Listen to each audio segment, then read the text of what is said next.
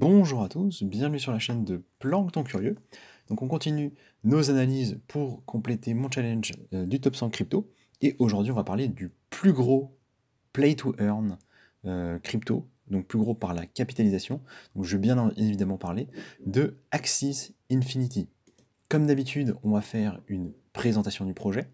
On va parler de technologie, donc dans le cas présent plutôt des mécaniques qu'il y a dans le play to earn, comment ça fonctionne. On va parler tokenomique, donc pour voir au niveau du business model, de la façon dont ils ont géré leur token, de l'émission, comment ça se passe. Est-ce que du coup c'est pertinent de rentrer dedans ou est-ce que c'est au contraire plutôt dangereux? On fera un résumé avec les forces et les faiblesses du projet, en tout cas ce que moi j'ai décelé, mon point de vue en tant que potentiel investisseur, et on ira voir graphiquement à quoi ça ressemble. Donc on est parti pour la présentation. Au moment où je fais du coup cette vidéo, Axie Infinity, le token vaut presque 10 $. Il est en 47e position, donc il est dans le top 50, c'est quand même assez impressionnant pour un système qui est basé sur un jeu vidéo. La capitalisation c'est 1,10 milliard, donc on est quand même sur des belles capitalisations, et un volume de presque 100 millions de dollars, donc 10% de la capitalisation, c'est pas trop mal quand même. Donc en résumé, en une phrase, c'est le play to earn le plus connu et le plus capitalisé, comme on l'a dit en introduction, ce qui est quand même pas négligeable. C'est un projet du coup qui date, hein, il a été créé en 2018, donc imaginez, hein, ça commence à faire vraiment longtemps, 5 ans du coup, et le développeur est vietnamien, c'est Sky Davis. Alors Sky Davis n'est pas une personne, c'est une entreprise, et le projet dans son ensemble a été créé par des personnes qui sont, pour l'essentiel, basées au Vietnam. Donc voilà, vous avez cette information-là, c'est quand même intéressant parce qu'il n'y a pas tant de projets, en tout cas crypto et dans le top 50, qui nous viennent de ce pays-là, donc c'est plutôt intéressant à noter.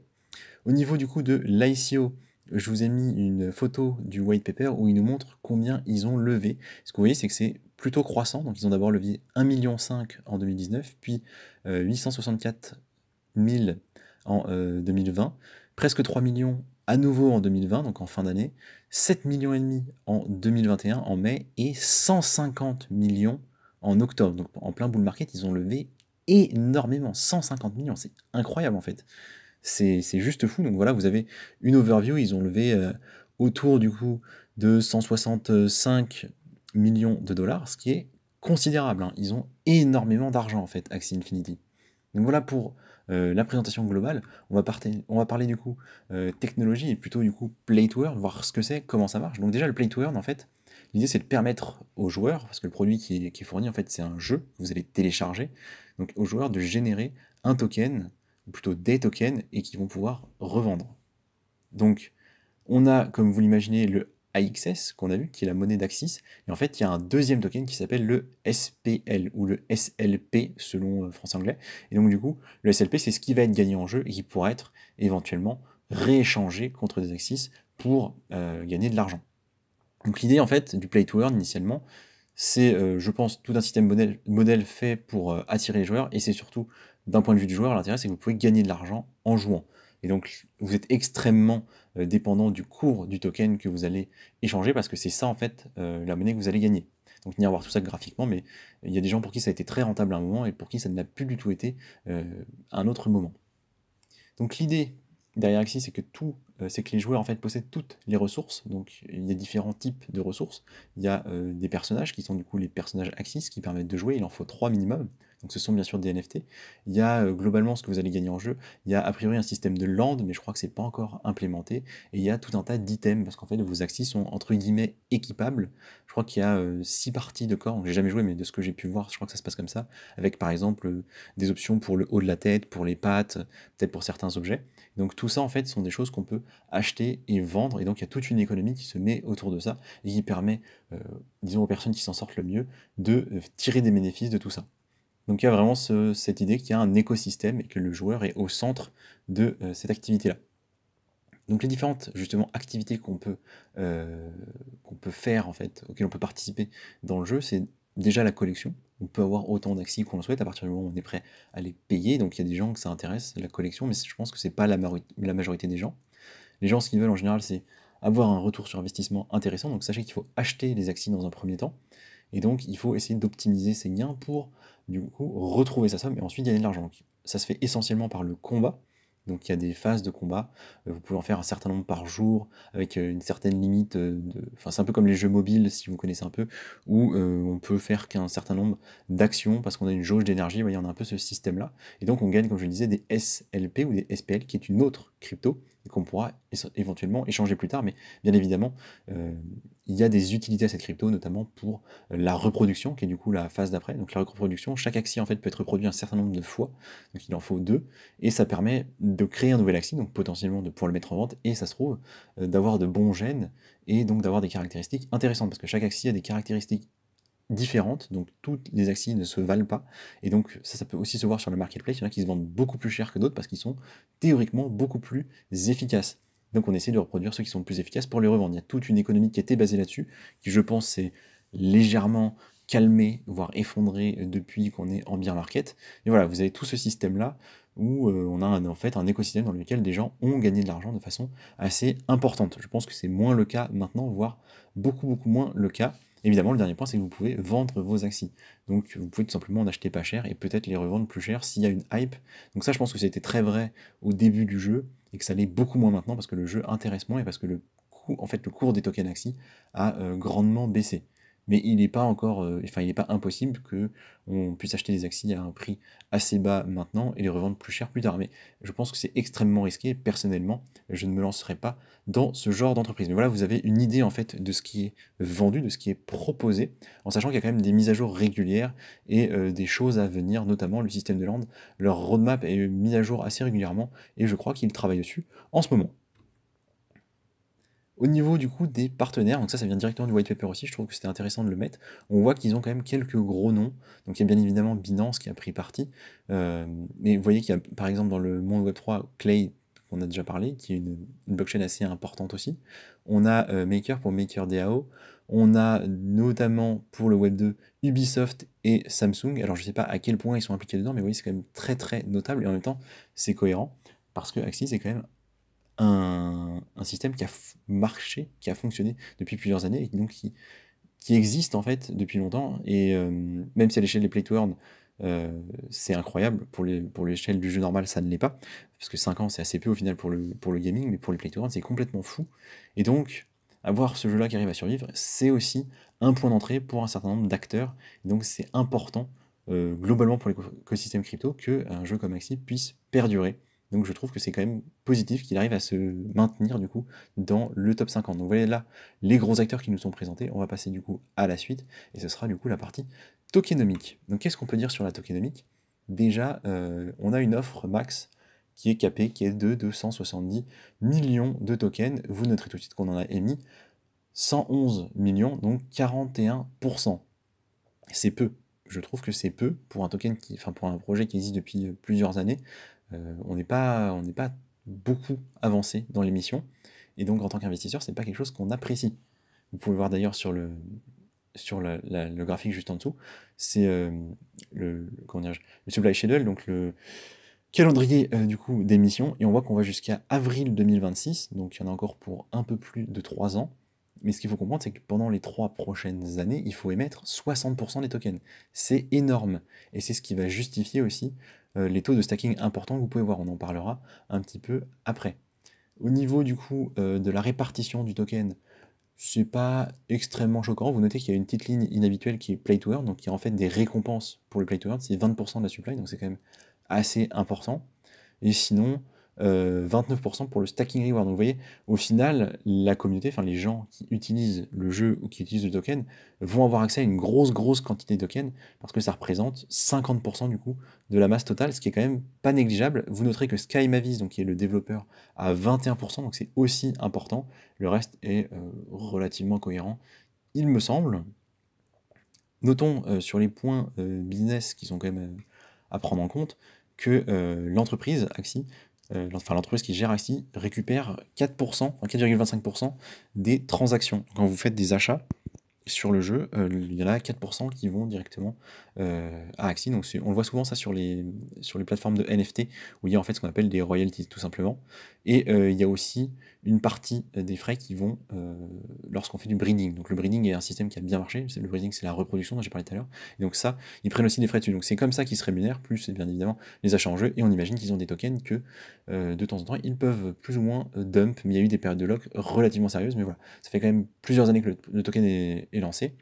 Donc on doit arriver, je crois que les périodes de vesting, c'était 2 et 3 ans. Donc on doit être plus ou moins au bout là.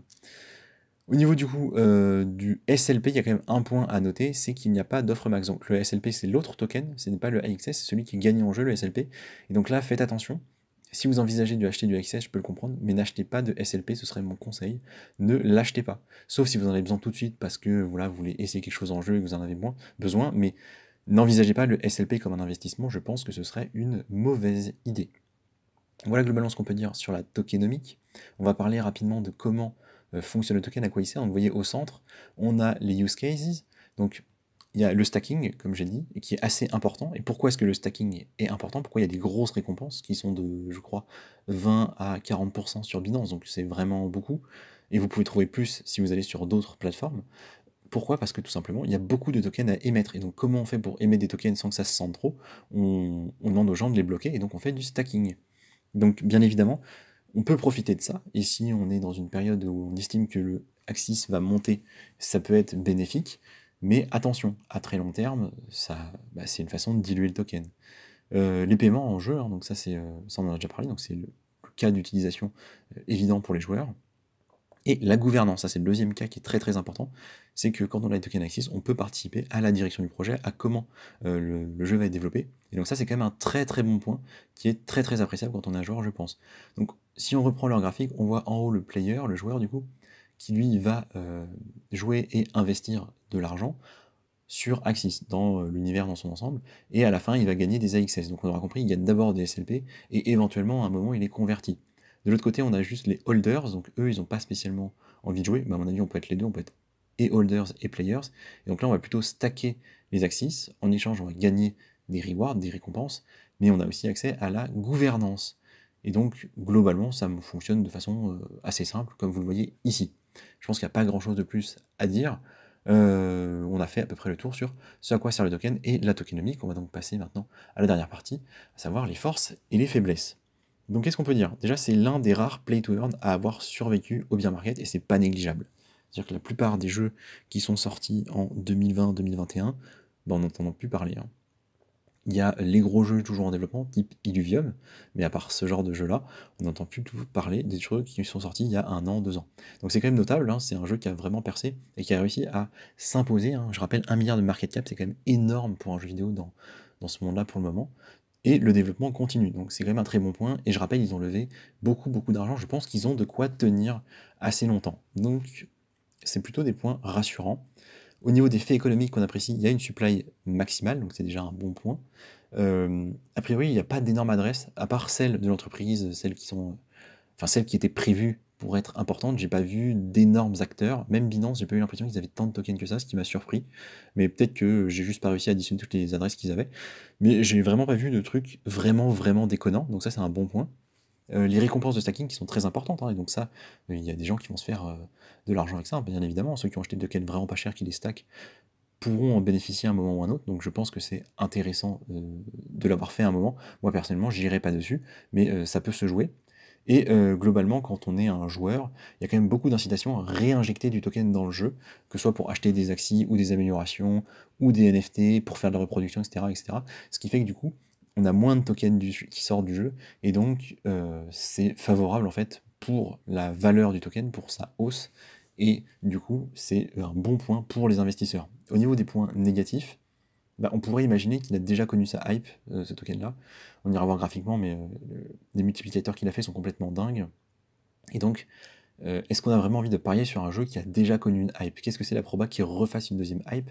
Est-ce qu'on préférait pas parier sur un autre projet, un nouvel acteur? Et donc il y a d'autres concurrents, il y en a beaucoup.